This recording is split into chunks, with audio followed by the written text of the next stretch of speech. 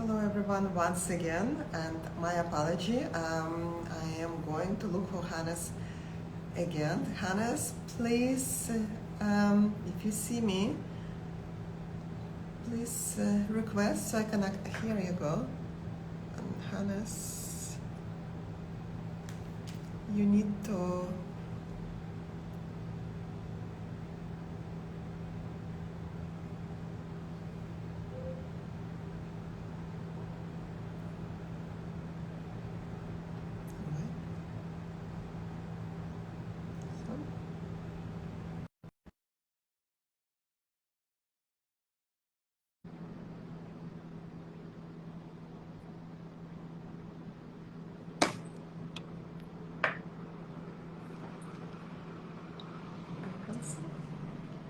Let me see.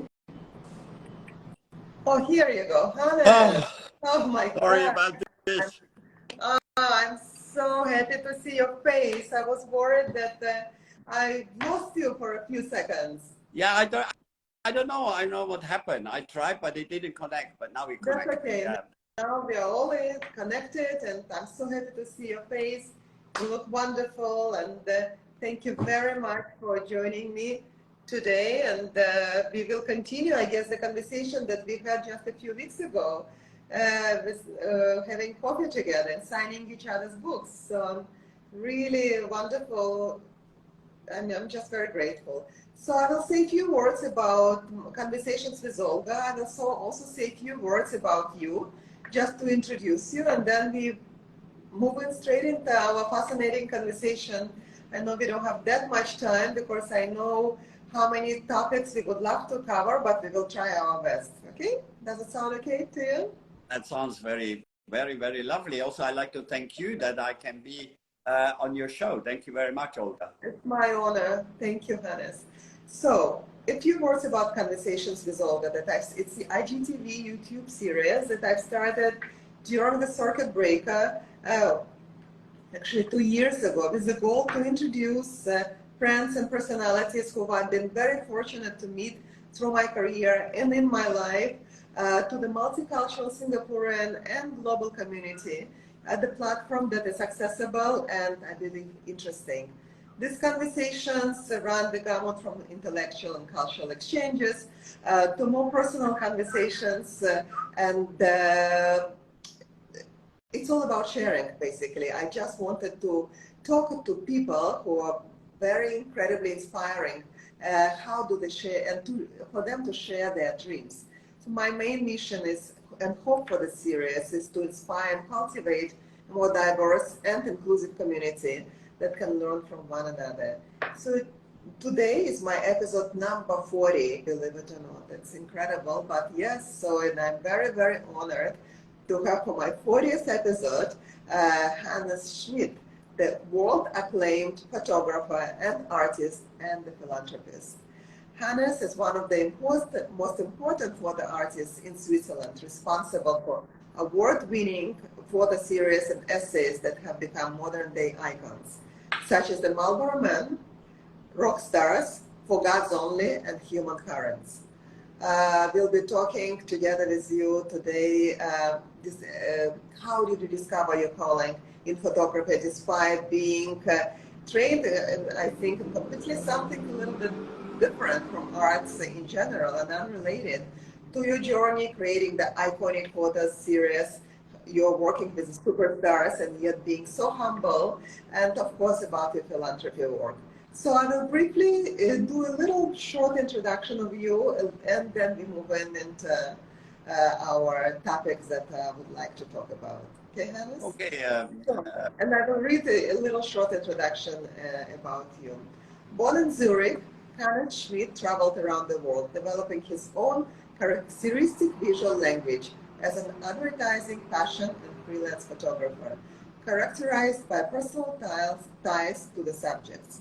He achieved worldwide fame with his staging of the iconic cowboy, the Marlboro Man, and has toured with some of the world's biggest rock stars, such as Queen, AC/DC, ABBA, Depeche Mode, and many others, including a collection of over 70,000 portraits. It's incredible.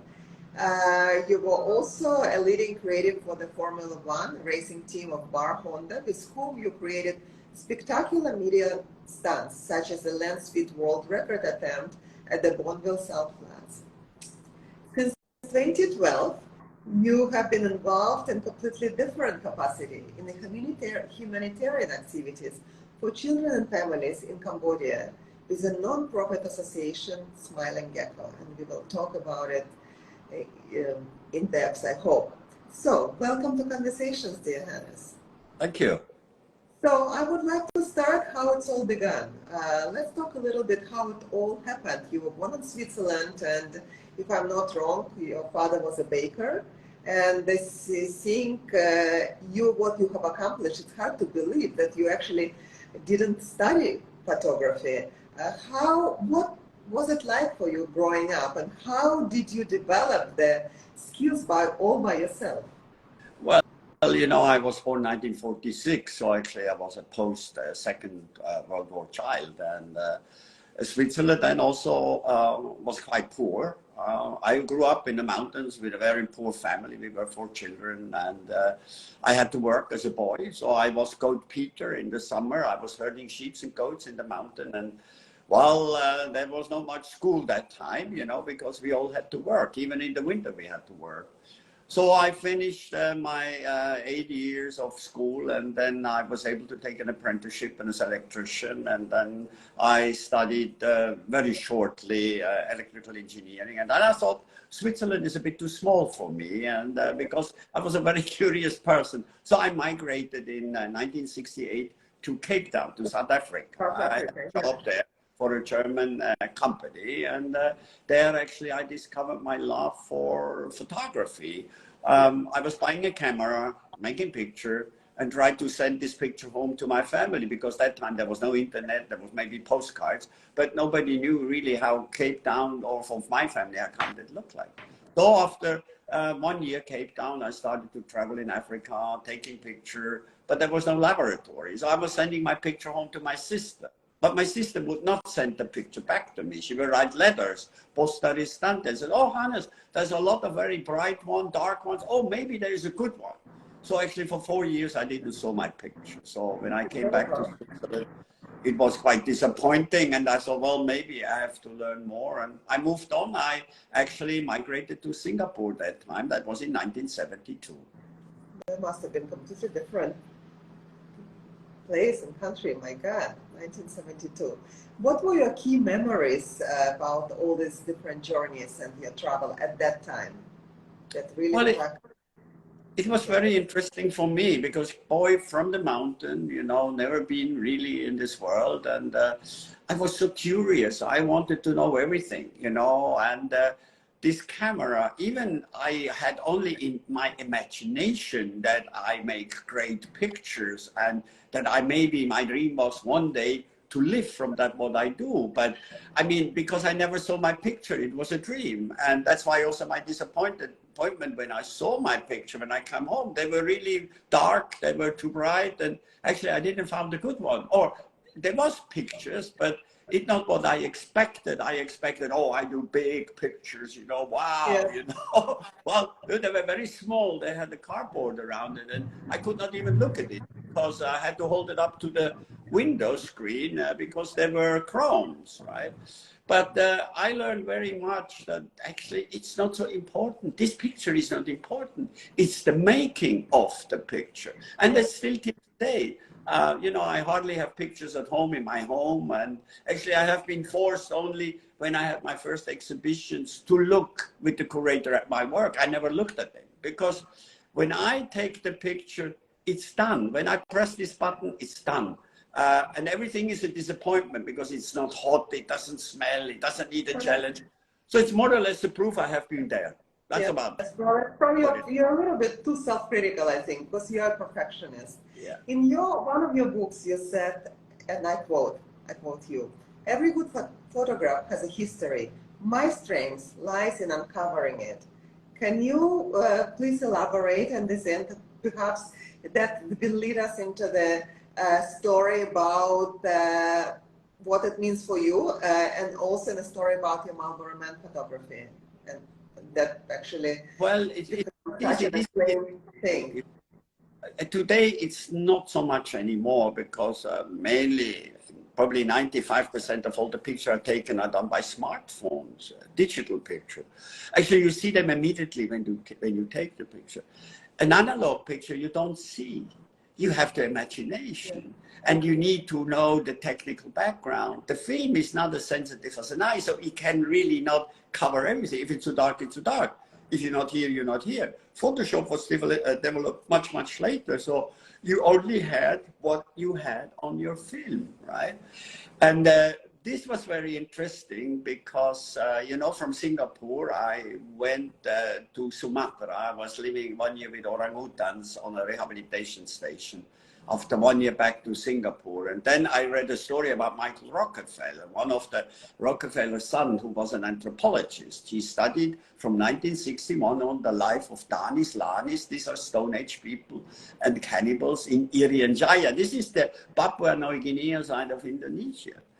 So when I read that he had disappeared in 64, many expeditions failed to find him. I said, oh, you know, why not I go look for him? Maybe if they haven't found him, he's still around.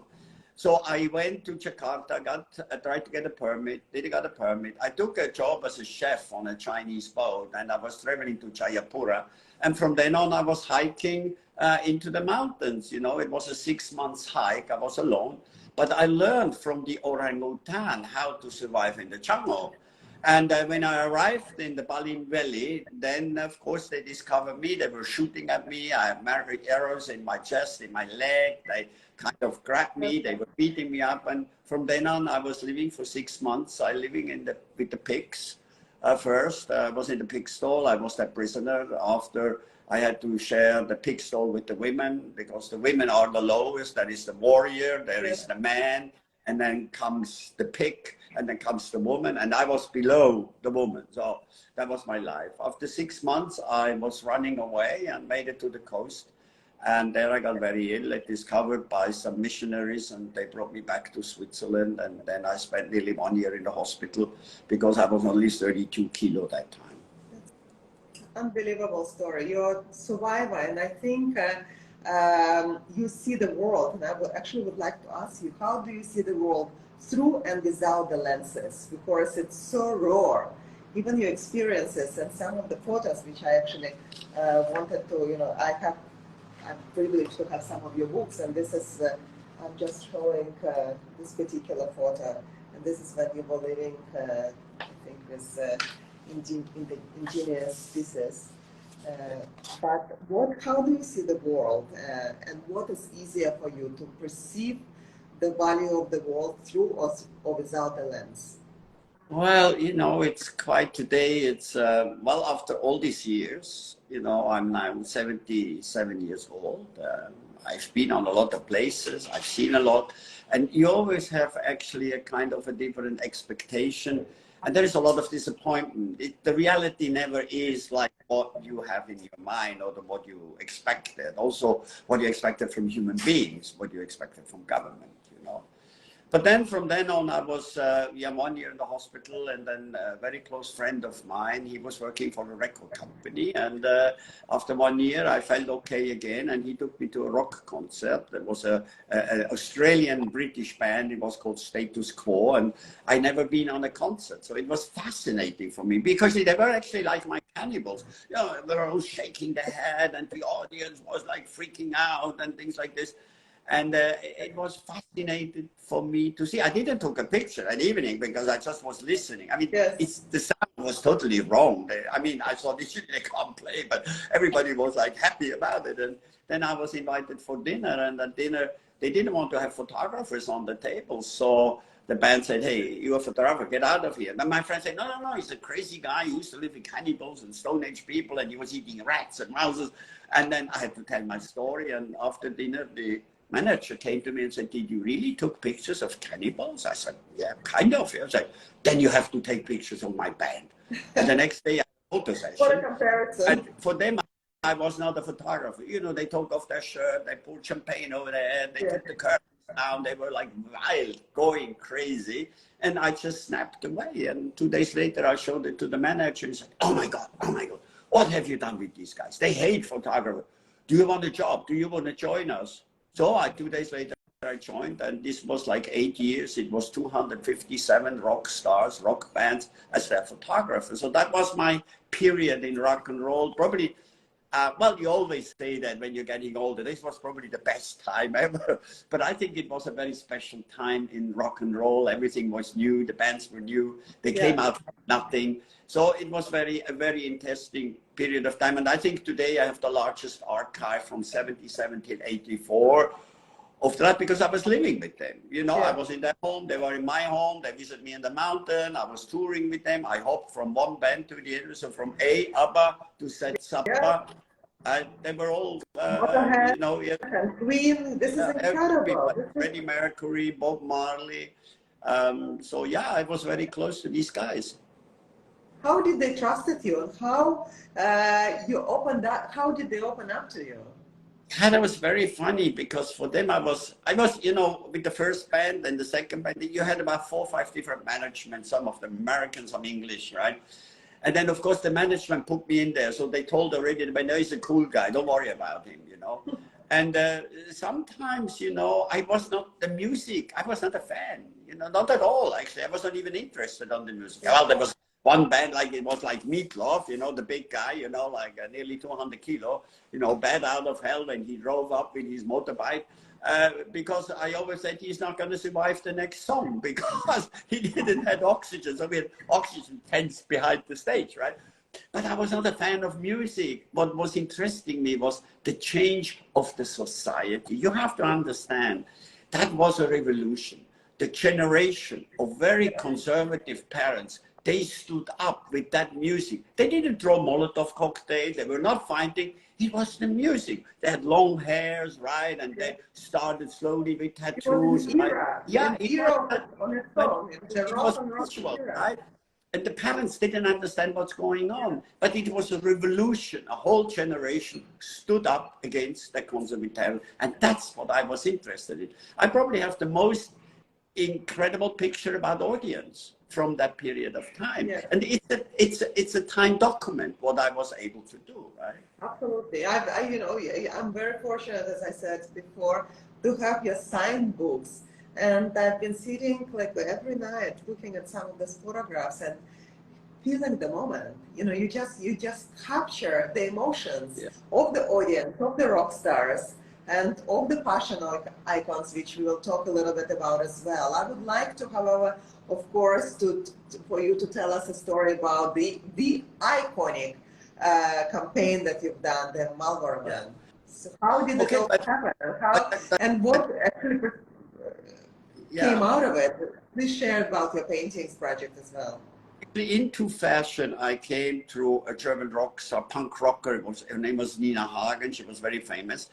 And I was actually her photographer. And then German Vogue, they just started a new magazine for men. It was called, in America, GQ. In Germany, they called it Männer Vogue, Man's Vogue, right? And they wanted a woman on the cover. So she was with a very famous fashion photographer, Patrick de Marchelier, in London.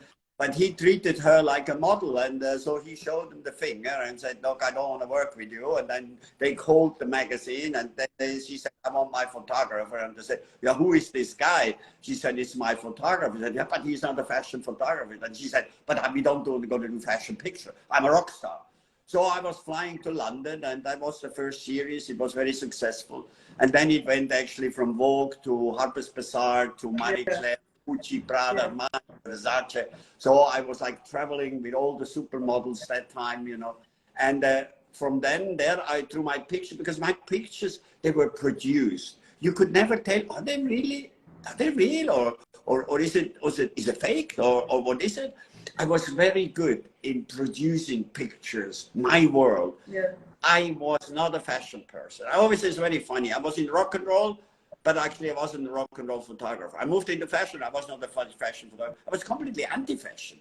So, and in my picture, fashion was not important. The picture itself was important. Of course, I couldn't make a 5,000 picture with a nude girl, so she had to wear something. So that's what I always say. Giorgio Armani loved my work because it was so authentic. And then, of course, advertisement industry started to discover me. There was first the Camel Man. There were several big campaigns. Yes, I remember Camel Man very well. Then the Camel Trophy. I created the Camel Trophy, where we drove with Land Rovers through the jungle 21 days. And then Philip Morris and Leo Burnett, they saw my work and they called me to Chicago. And they said to me, Mr. Schmid, we would like to give you a chance to work on Marlboro, but we need something new. We need something fresh, but you're not allowed to change anything. So I said, okay. Sounds like the brief that I get from my client. So I said, sorry, what do you mean? She said, well, there is a cowboy, there's a horse, and there is a scenery, and nothing else. And then they told me that since 1955, they already take pictures. I said, oh my God, what's going on? So then I got a couple of test shoots, and there was an accident, a lot of work, or you know, also when you invent something happens through accident. Yeah. It was early in the morning. The sun was just slowly trying to come up. I wanted to do a scene where the cowboy is there and the horse was tied to a rope and the hose was breaking loose. And the cowboy had to catch it. But then the problem was that in that moment, the sun came up and the horse went off earlier. So I just pressed on the button of my camera and I didn't know what actually came out of it. Only in the laboratory, I saw that all the sky was orange, deep orange. And the cowboy and the horse was like a cutout. You know, you couldn't see them, they were black. And this was fascinating. And I went back to Chicago. And they said, wow, this is something different. This is something new. Can you produce that? And then it became very difficult, you know, out of an accident, producing something in reality and repeat it again and again. But I managed to do so. So that was my intro for 10 years, really changing this amazing image, the world's largest advertisement campaign. And also a very part of American history, because this cowboy never existed. It was invented by Leo Burnett. Incredible. What was the experience like for you when this has actually happened, when this campaign went live? How did it make you feel? The problem is you don't feel it. It's a normal day. It's a normal thing. You know, you grow into something. And as I never learned photography, I was an autodidact. I had to learn everything myself. I never was able to learn to manage my crew, my team. I mean, with the cowboys, you know, I had sometimes 140, 150 people on my shoot. When I had 600 horses, a scene with 600 horses, with a herd of horses, I had 100 trailers. And another 120 people. I had 40, 50 other trailers with water. So you had to manage all this before you were able to take a picture. And then the big thing was you had a huge responsibility. This was a lot of money every day we were using up. And you could not come home without a picture. There was no excuse whatsoever. You had to bring a picture. And this pressure you had to live it. So like this, you never felt that you are successful because it was such a huge pressure to deliver, to deliver, to deliver, to deliver. But of course, when you then look back, then it's different. What was nice for me, I could travel everywhere in the world, South America, Europe, and there were my pictures on all the billboards, on the streets. So actually, the whole world became my gallery or my museum. How did it make you feel? Did you feel that success came to you? Did you feel at least proud of yourself? Because you're a very humble person. But you know, I always was this guy down to earth. You know, I traveled with rockstar. I was not a rockstar. I traveled with the supermodel. I was just a regular guy. You know, I was with the cowboy. I was actually like a cowboy. I was the cow guy from Switzerland. You know, so I'm not. You know, I never drove big cars, or I didn't want to have luxury. I was not high. You know, and I was never monitored. For me, money was never ever in front of me. I was happy at the beginning. I was happy that I could pay my film and the laboratory. That's all what I wanted. And I was living. I always said, you know, experience something is not enough. You have to live it. But when you have to live something, you also have to give a lot. You know, you cannot Yeah. just take. You have to give a lot back. It's a lot Absolutely. of blood, sweat, and tears, and you know, that's what it is. And then there came in 2001 came a very special experience for me. I was invited by the Museum of Modern Art to Venice to the Biennale, one of the every 2 year biggest art happening. Yeah. I was never art. Okay, of course I was once in a museum. I had no time. I was, you know, the guy I was. And then I was invited with the curator at these pre-opening days, and there was an homage of a very famous, young, new contemporary artist. His name is Richard Prince. And everybody talked about this guy. So we went into the Sala Venezia. It's a big, big hall. And I was shocked because on the wall there were all my photographs, my cowboy photographs. I couldn't believe. And then this curator from the museum started to explain this picture, you know, how heroic they are and how masculine and this is American. I said, what is this guy talking about? You know, this is not my picture. And I called my office and I said, hey guys, look, I'm looking like stupid. I'm here, you know, with the top art guys. My picture's on the wall, and I don't know. Why don't you tell me? They said, but you're not on the wall, Hannes. Why don't you go and look? Maybe something stated. So I went to some of the pictures, and there was a tag. It says, photography by Richard Prince on Kodak Actor. Oh my God. So there was his name on my photograph. And they were very lousy copies, actually. You know, and God, there are ugly prints, right? But I didn't want to say anything, and then I started to, you know, go home and then start to searching Richard Prince. So he's an appropriation artist.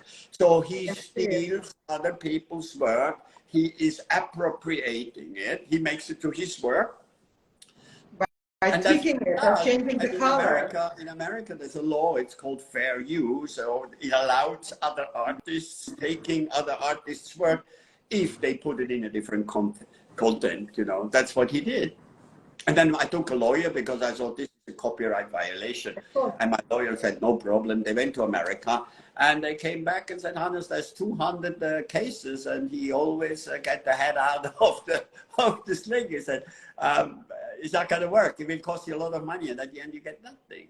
And I was sitting down and saying, but you know, photography is a reproduction art. You have a negative, you have a chrome, right? And then they made a print out of it in the magazine. So that was a copy, right? And Richard Prince rephotographed my copy out of the magazine. So he had a copy of a copy. And then I said, but if I could actually also appropriate, again, my photograph, if I would paint it in oil on canvas in photorealism, it would become a unique piece. So maybe with this, I could stand beside Richard Prince. That was the idea in 2001. But I was not a painter. But that's so I had to learn. Hannes Schmid, the painter was born, I guess. Correct. So I started to paint. You know, it was very painful. I had no idea. You know, it was terrible. It looked like the kindergarten is trying to paint a horse. And okay, the grass was easy because this was up, straight upside down. But it was a hard work. And in 2008, so 7 years later, I had the first 6 pieces. But I had no money anymore. You know, in the meantime, you know, we had a child. You know, I married in '98.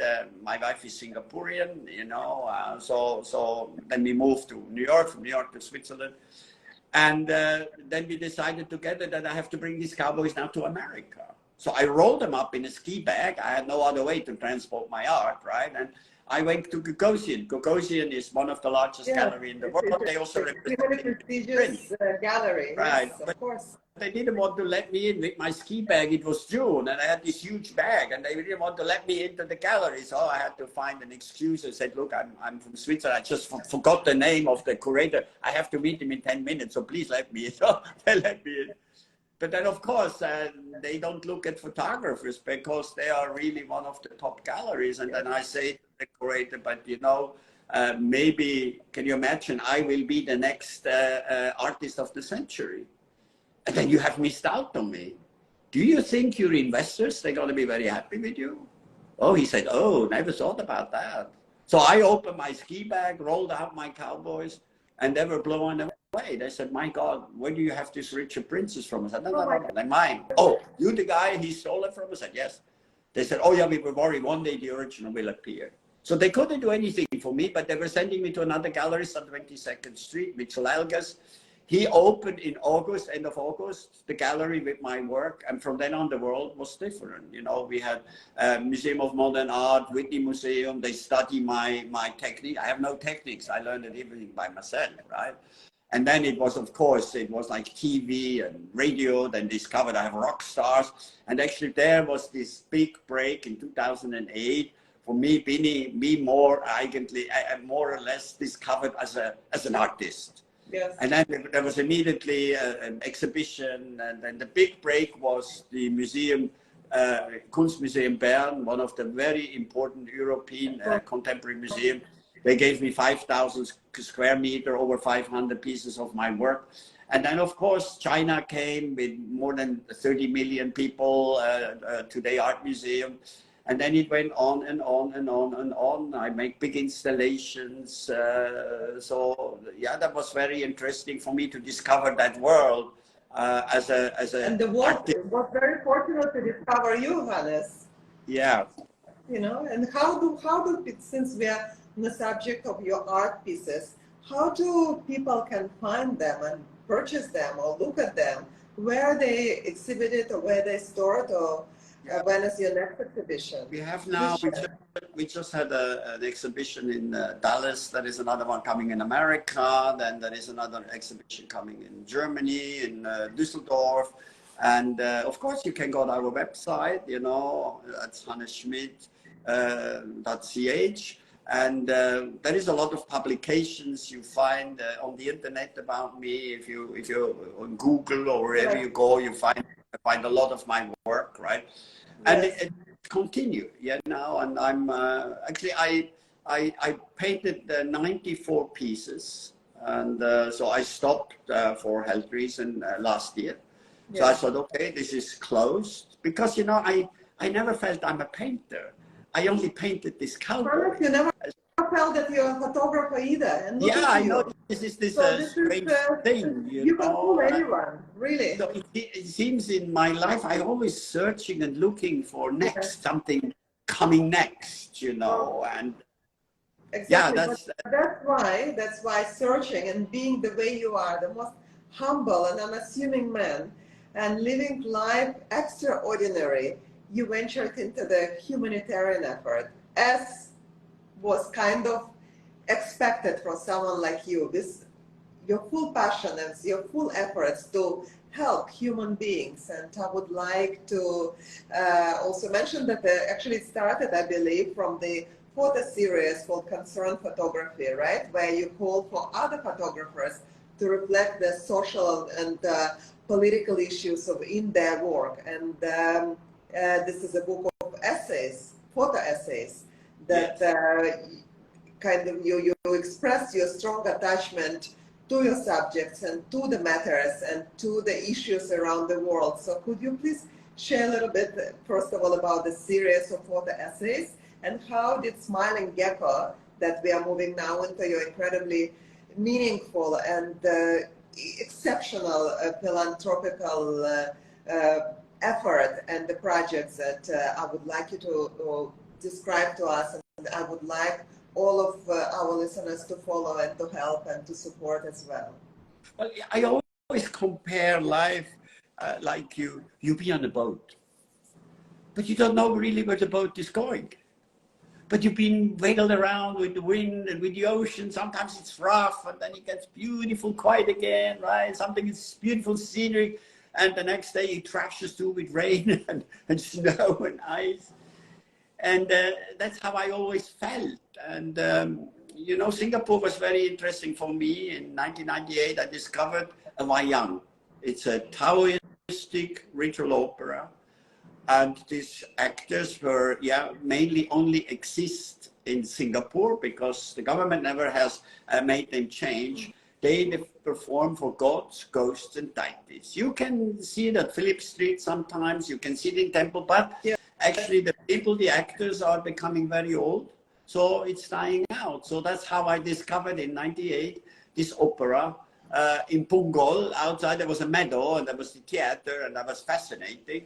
And I became a member of the troupe because normally you're not allowed to be a part of it. And for this, I traveled after all over Asia to find, is there anything left? I know Mao Zedong has cleared it out because for him, anything what he was believed was a danger against his philosophy, right? And then we know Hungry Ghost Festival in Hong Kong. You find groups from all over the world, a little bit in Indonesia, Malaysia. And I worked with Professor Yung Sai Shang from the Chinese University about Chinese studies. So he did the intellectual part and I did more or less the visual part. So I traveled all over Asia to see, do I find this? Is this somewhere else? And I was in Thailand in 2013 and in Udon Thani, a small little place with some factories. And there is a troupe of Taoists, they perform. Yeah. And I crossed the bridge, and on this bridge there was a girl begging. And the girl was covered with a piece of fabric. So I took some butt and I drew it into this rusty can, and then the fabric went away. And I was slightly shocked. I just saw a completely burned face, white eye, burned body, and I was so shocked. And then I started to talk to her. And then a Thai person came and said, oh, sorry, don't speak English or Thai with her. She's Cambodian. She's a Khmer. You have to speak Khmer. And by the way, she's a packing doll. I said, sorry, what is she? Well, yeah, they burned her purposely that she makes more money. And I couldn't believe. The next day I found somebody that spoke Khmer. She told me her story. And just to interrupt, it's a modern age. Just basically a few years ago. Yeah, that's 13. She told me the story when she was 3 years old. Her father from Battambang was a rice farmer. He had a very bad harvest. He owed money to the Vietnamese loan sharks, couldn't pay. He wanted to sell his daughter. It's very common still today in Cambodia. You sell your children. So normally they get about $3,000 for a child here, right? But nobody wanted her. He took blowjobs, burned her face, her body. And like this, he was able to selling her to an old woman. And the old woman was selling her to the begging syndication in Thailand. I thought, this is not going to be on. I cannot accept it. So I took her, put her in a car, covered her with a blanket, and smuggled her across Phnom Penh and brought her to Phnom Penh in an orphanage. And the lady of the orphanage told me, you know, Mr. Hannes, we have 250, 300 children a year. They splash with acids, they burn them, and they sell them off. I said, I can't believe that. Why does nobody know that? And where are they? She said, if I want to know more, I have to go to the dump site outside Phnom Penh, and I will actually discover worse. So that's where I went. Start living on the dump site. 1 year, spending my life, sharing my life with these people, sorting out the stinky, smelly rubbish who comes in plastic bag. Like we had no drinking water, no clean water. We had no food. We had to eat what we found in these rotten plastic bags, right? Everybody was sick. We had malaria, dengue, typhoid, everything we had. And if a family was working from early morning till late at night, sun goes up, sun goes down, maybe it was $1. But the kilo rice was already 90 cents. So you can imagine, and this is typical again, me. It was not enough just stay in a hotel and go there and go back to the hotel. No, I had to live it. I had to discover what it means if you have to live in such an inhumane situation. This is mind-blowing, just mind-blowing with regards to what's happening actually in certain parts of the world in general. And it's also mind-blowing what kind of a person you are, again, to show that you have incredible heart and your efforts are just amazing. Your humanity and, you know, and how you promote the education and how it is, I would like you to elaborate a little bit again on the Smiling Gecko, as it's a growing and flourishing epicenter of humanity, education, reinvention of lives and kindness. And through Smiling Gecko, you actually you built a sustainable city that you showed me. I saw it, and it's absolutely self-sufficient in the rural Cambodia, with agriculture, with nurseries, with fisheries, and with education. When you shared with me this project, as you remember my face, I was amazed what a legacy you have built, and you're progressing in it. So please, can you run us through this project, through the city project, and how does this whole thing work? And what are the plans? And I also, of course, and then I will touch a little bit on the cultural education that you're so passionate about, and on the music education in particular. Well, you know, it's again like so many sections I had before. It always was the start of a journey, and I didn't know anything about it. You see, I was not a philanthrope. I was an artist, right? And it was a mix between fascination, shock, scare, what I discovered, Yeah. right? And in this year, I learned a lot. You know, I started to help. What I do first, I buy rice. This was 10,000 kilo every 2 weeks, right? Then I discovered that the women, they have no milk. So I buy milk powder. You know, that was 900 to 1,000 cans every month. And then I discovered we don't have really clear water. We only have contaminated. So I had to buy 8,000 liters of water. So otherwise the baby was dying, right? Yeah. And after 1 year, I realized that I have not changed anything. They have a little bit of rice, and okay, the kids, you know, we saved some of the kids, but actually they still live in the same dirt. They face the same scrutiny every single day. You know, the children were sold into child prostitution. We had over 5,000 girls in the age from 5 to 12 in the child prostitution, slavery, you know, and then I started to understand that this is not the help we should bring. Okay, then I started to take over the children. I had 280 children. I bought 280 school uniforms, sneakers, rucksacks, paper. Then I was building 12 tuk-tuks because the school was far away from the dump site. But then the teacher didn't want my children because we were stinking like rubbish bags. You know, the flies came with us. We were dirty, filthy. So then I was building a laundry. Then I was buying a second school uniform. So they always had the clean one and the dirty one we washed, right? And then after 7 months, I thought, this is the dumbest thing you ever did to support children, because I realized the teacher itself, they can hardly read, write, and understand their own language. I said, I'm close to 70 years old. I mean, how far do I got? And then I thought I have to find another way. So I started with agriculture. So I said to the families on the farm, I said, hey, you are farmers. You have land? And they say, no, we lost the land. You know, land grabbing, we had debts, they took the land away. I said, but is somebody there where you come from? They said, yeah, uncle, auntie. Then I was renting trucks. I was uploading 15 families, 120 people. We're driving 80, 90 kilometers to the north. And I started with pig farm, fish farm, vegetables, you know, with all this kind of thing. And I thought, Hannes, you're a champion now. You know, they can make money. And but unfortunately, reality is different. First, the fish started to die. You know, they were all swimming upside down, right? And my chicken wouldn't lay eggs, you know, 1 egg a week, another 1 egg every day. And then my pigs, they were like very funny, you know. I bought them with about 40 kilo. And when we were 60, 70 kilo, they started to die and they couldn't walk anymore. And vegetable, they wouldn't grow. My vegetable, my carrots, my leek, nothing grow. And I was devastating, right?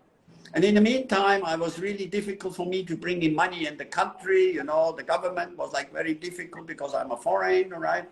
And then I met the doctor, this Dr. Jim, this is Children's Surgical Center, who helped me with way to reconstruct her face. And he said, Hannes, you have to become clever. You have to be local. I said, well, what do you mean local? He said, you have to start a local NGO because they don't have money. So they don't take the money from you. So I found a young lawyer and we started in 2014, Smiling Gecko, Cambodia. And yeah, it was fine. You know, nobody took our money anymore. And in the paper, I thought that I can own land. So I was buying 9 hectare of land, 60 kilometers outside of the city. And I started again. Okay, I always say you should not do mistakes twice. I made it twice because the same thing happened again. My fish were dying, my pig were dying. Nothing worked, absolutely, right? And I was writing emails to the Swiss Agriculture Institute and said, help, help, help, help.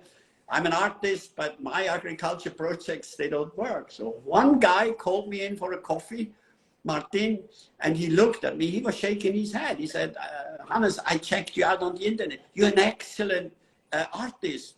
But when you become an agricultural engineer, you must go back to the school. He said, you have to go back to the school. I said, well, I realized it. I said, can you help me? He said, yeah, not here in Switzerland.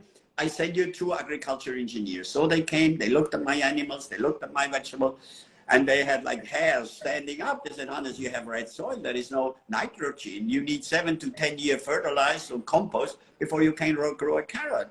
And then your chickens, this is a semi-wild chicken. They don't lay eggs every day. And then your pigs, they have a genetic defect. So actually, they never cross mother side, father side. So you have to repair the genetics first, right? So it was a disaster. In the meantime, I lost 2 times already nearly all my money. And then finally I had some friends, they thought, oh, this poor guy, he suffers in Cambodia. Let's help him a little bit, right? And then we started really with close with universities. So today we have one of the best hatchery in fish in whole Asia. You know, I start to understand that I have to be economically. You cannot always give for the same thing again, rise again, rise again, rise again. So everything is built here on small cooperation. Then I knew education is important, so I built my own school. Yeah. Right. Today we have over 400 students in a comprehensive European level school. Yeah. Right, bilingual, Khmer and English, but we're also very creative. You know, we do sports, they don't exist in the public school. We do art, this is painting, this is singing. Every child in my school is playing an instrument. Yes, I would like to talk a little bit about it, because you told me the story about the instruments that children play, and this is fascinating. Yeah, it's amazing how, especially girls, it's amazing. You know, in this country, girls are still being sold into marriage when they're between 13 and 18 years. And they're not mature enough to say no. And I tell you, through singing, through playing music, to bring out their personalities, everything is changing. They are so good. My 6th graders are amazing. They're amazing young people, girls or boys, but especially the girls. They are so clever. But then it's the same thing now. You know, we're going 7th grade, 8th grade, 9th grade. And then some of the children have to, you know, leave the school after 9th grade because they're not good enough to go or not educated enough to go into the high school, and from the high school in university. But that is another problem. In a country like Cambodia, you cannot do a comprehensive education in a trade. You know, there is no companies you can become a carpenter, or, you know, handcraft, a carpenter. There is not even places you can become a cook or anything in the hotel industry. So we have to build up all these small corporations that these young people have a chance. So we have carpentries, we have metal work. I started a very large hotel today. Yes, our hotel farmhouse belongs to one of the best resorts. National Geographic has voted as one of the best resorts in Asia. We have the best restaurant in That's right. I would like you to elaborate a little bit, since we already moved into your another branch of luxury, moving into the completely sort of a luxury world and talking. And I saw the hotel. I'm looking forward to come and visit and stay there. Can you tell us a little bit about your gourmet element for this hotel, and about your incredible chef, Maria, and her collaboration with well-known chefs from all over Europe? How did this all happen, and how did you find her? And tell us a little bit about cuisine as well, just so people have a feeling about the level of what you were able to achieve actually with a project moving in a completely different direction. You know, when you are in a country where 80% of the population is illiterate, practically cannot read their own language, cannot write, and don't have an understanding, you have to search for something else. You have to search for talents. We're searching for talent. And if you take the generation now, you know, like the 16, 17, 18 years old, who've never been to school, up to the 30, 35 years old, you cannot base on their education. So they're very clever with the hands. So it takes a long time. So in 2013, one of my tuk-tuk driver came to me and asked if he can help a young woman. She has a baby, and she's been forced marriage. She's been sold from the mother, and it was a bad situation. She was running away with her child, right? And I said, yeah, bring her in. She can, I don't know what to do with her. So the baby we put in a nursery, and her I sent in an English school, and after 6 months, she doesn't speak a word of English. So I talked to the teacher, and I realized the teacher couldn't speak either. You know, I mean, a typical Cambodia, you know. And then I had guests from Switzerland, and she was helping in our household in the city at a small office.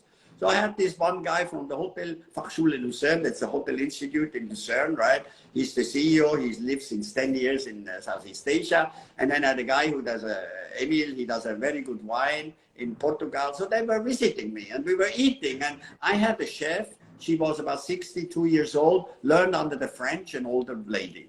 But this evening, everything was different. The food was different. And Bart said to me, hey, look, I live since 10 years in Asia. I have never, ever ate anything like this. I said, let's go to the kitchen. So we went to the kitchen, and there was like Maria, and there was this lady. And I said, so who cooked tonight? And the lady said, oh, she did. And then I said to Maria, can you cook? She said, no. And then the lady said, yes, she cooked. I said, but what have you done? She said, no, I can't cook. I only did what my mother did. I said, And then Bart said to me, the Swiss guy said, do you think she cooks again? Yeah, next night she cooks again. He said to me, Hannes, this woman is a talent. I said, okay, when you say to me she's a talent, I make her a passport. We send her to Lucerne, to Switzerland, to the Hotel Fachschule. You can't do that. She can't read, she can't write. I said, yeah, right, in Switzerland, everybody can read and write, but nobody can cook. So finally somebody comes and cook. 2 months later, she was in Switzerland. 2 months. I mean, she blew everybody away. And of course, she had difficulties. Then came back here to Cambodia, back again to Lucerne for another 2 months. And that time I got from the largest publisher, from Ringier, I came the Sunday newspaper as an artist. I did cover and things. So I did an interview with Frank Giovannini in Grissier, 3 Michelin star, one of the very, very famous French cuisiniers. And I took her with me. And I said to Frank, I have my chef here. Can she cook with you? He said, are you crazy? I have 21 chefs, 3 lines. You know, everybody is with Basset. You know, and I said, come on, look at her. She's very little, very small, and she looks like a girl. And I said, she can't destroy your kitchen. Oh, okay.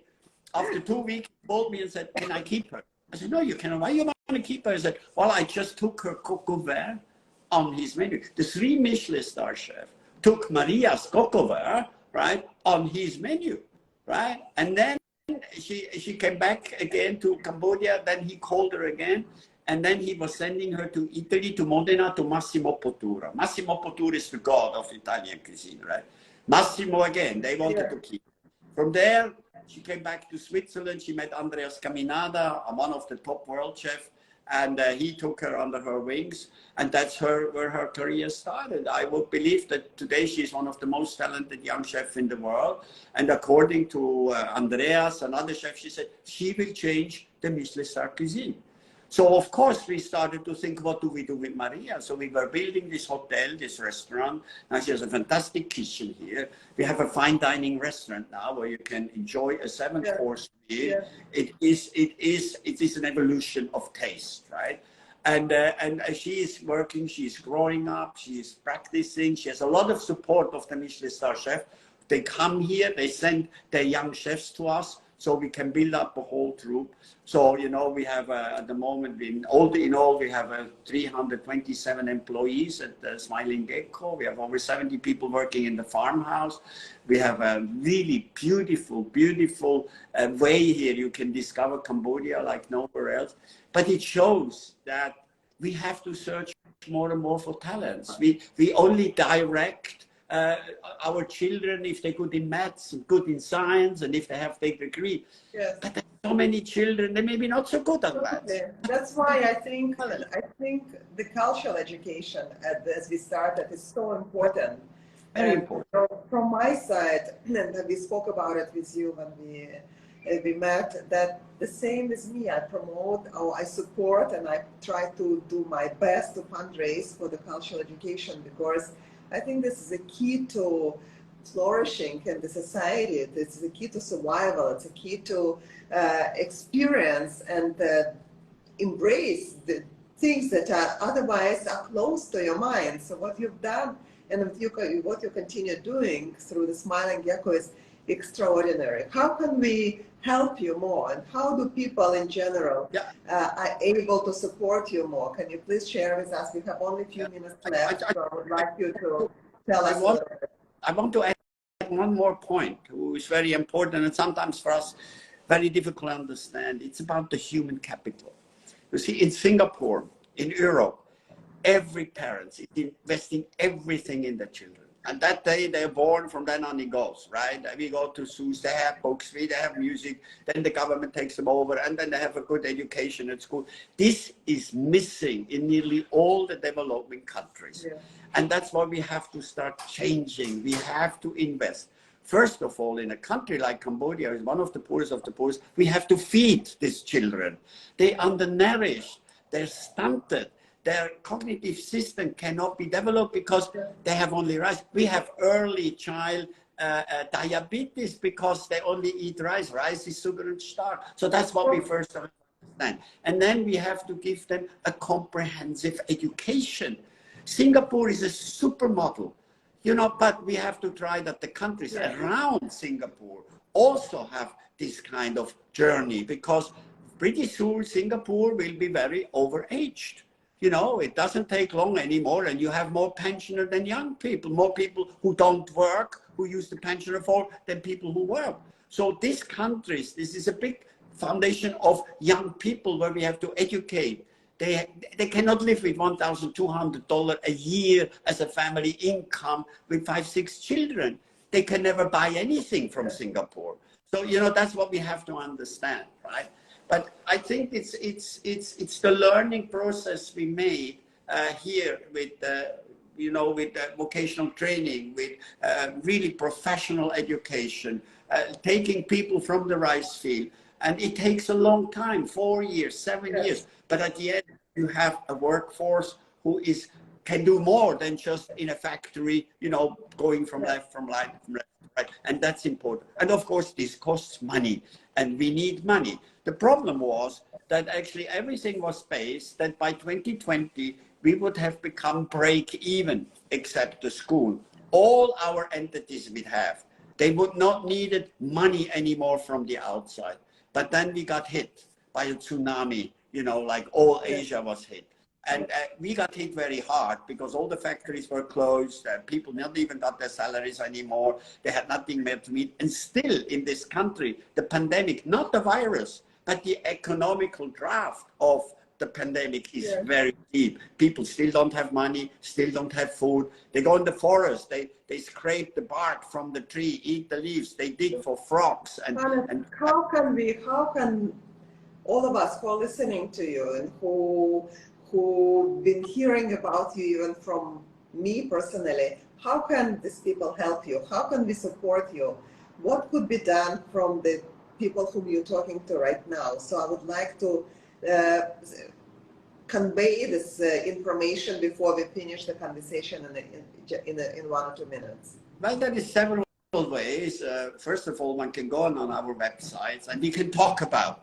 Of course, money, but it's not only money. Talk about it. It's the sensibility we have towards this. Second of all, I tell you, if you ever want to go to the most beautiful place for your vacation, 2 days, 3 days, 4 days, come here. You have to see what we do. You have to see what we do here. You have to see at school. And then, of course, we are coming 15th, 16th of June. We're coming with Maria. We do fundraising dinners. Maria will cook in Singapore, where you can I will make sure that you will send me the information. We spoke about it, and I will make sure that I gather the people who are going to appreciate and who are going to support you. What motivates you in all this? You are incredible. I mean, it's probably maybe even a wrong question. I would love to learn from you. How can you be so giving, so passionate, and just so full of life? What is your motto in life? What is the Hannes's last word for this conversation today? Well, it's not so easy to define. You know, it sounds now from the outside, but I can get a big burden. The problem is when you start something like this, you never know what's really is coming up to. So you do a journey, and then you grow into this journey, and then also you kind of trapped. I cannot leave my 400 students alone anymore. I have 30,000 people. They live from us. I cannot walk away anymore. And this is also something where it drives you, you know. And every day when I go to our school and I see my children, I'm telling you, my children over there, and unfortunately, I would love to take 10,000 of children. I only have 400, right? This is paying everything you ever invested. And I always say I'm one of the most fortunate human beings on earth that I'm actually be able to do this. Giving is very, very beautiful. Yes. But also you have to be strict. If you only give, it doesn't work. You also have to ask my people here, our farmer, our students, I'm asking something back. It's not money, but it's that engagement. It's the energy. Yes. It's the way they have to learn. Exactly. And, but you inspire these people, Hannes. You give them this humane chance to succeed, because listening to you and talking to you, it's not possible not to be inspired. So I really, really am. I'm sorry, and I would love to continue. As you know, the conversation, we'll do it again. We'll do it one more time. But for now, I will just wrap up a little bit, because otherwise we are running out of time. And I will make sure that, of course, that this conversation will be posted. I've learned personally again and again so much from you, and I'm sure that everybody felt that our conversation was incredibly inspiring, with such an incredibly genuine and real person as you are. And I'm so happy to have you with me tonight at the Conversations with Olga. I will record this conversation and I will post it on my IG, Events by Olga, and on YouTube as well, and Olga Iserlis, and where everybody on both IG and YouTube, everybody can see all my other episodes as well, and for the next one coming up in a few weeks. But meanwhile, please, I vouch for Hannes to inspire you as well. So support the Smiling Gecko, go and visit him, and you're incredibly beautiful person. Thank you so much, Hannes, once again for being with me tonight and for letting us all listen to your incredible story. Thank you very much, Olga, that I was able to be your guest tonight. Thank you very much. It's a pleasure. We will do it again. Okay. Because there is so much still to talk about and so much to be inspired by, and you're progressing constantly. So I would like to talk about your progress, and I will definitely make sure that we'll talk about it after I come and stay at the hotel. Thank you very much. Thank you. Thank you. Bye.